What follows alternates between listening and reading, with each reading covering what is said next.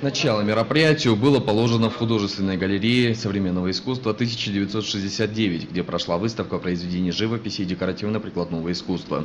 Среди них работы таких известных мастеров, как Зина Энеркиева, Зиаудин Батаев и многих других. Главная цель – наглядно познакомить азербайджанцев с богатой и древней культурой ингушского народа.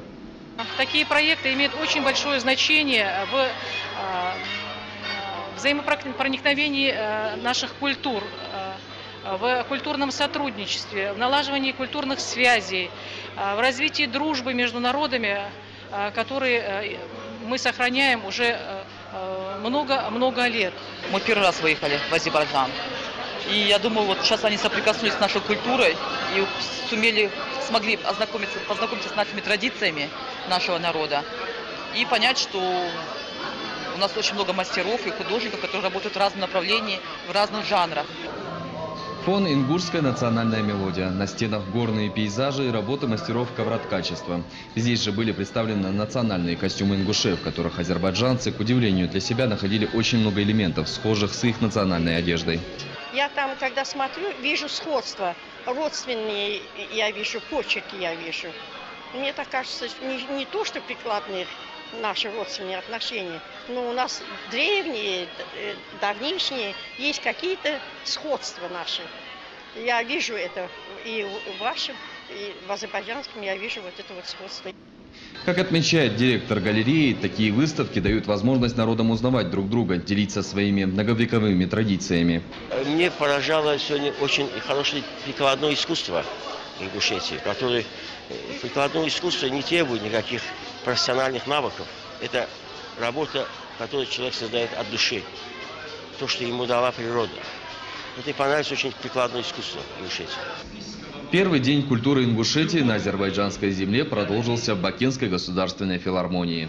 Стоит отметить, что носит она имя прославленного советского исполнителя, любимца публики Муслима Магомаева, которому в Азербайджане испытывают особые чувства и, по сути, считают его своим национальным героем. Полный зрительный зал, заполненные балконы, партер – все в ожидании начала знакомства с культурным великолепием Ингушетии. И вот гаснет свет, все внимание на экран. Знакомство с нашей республикой дополняет фильм «Культура Ингушетии». В нем зрителю рассказывает о деятельности Министерства культуры, дате основания и о том, какие работы ведет ведомство в плане развития культурной жизни Ингушского края. Обращаясь к собравшимся, начальник управления культуры и туризма города Баку Аликрам Алиев отметил значение проведения Дней культуры Ингушетии в Азербайджане в развитии культурных связей между двумя народами. Он подчеркнул, что Азербайджан и Ингушетию связывают теплые дружественные отношения.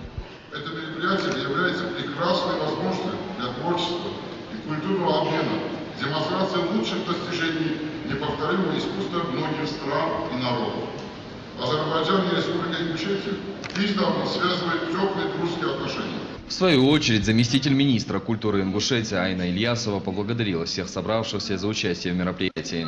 Она отметила, что Дни культуры являются первым шагом в налаживании тесных культурных связей между двумя народами и высказала пожелание провести в будущем году в Ингушетии Дни культуры Азербайджана.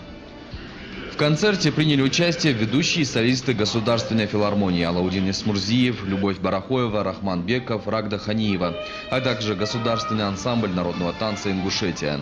С особым трепетом и любовью зритель встретил Алаудина Эсмурзиева с кавер-версией известной песни Муслима Магомаева «Весенний край, Азербайджан».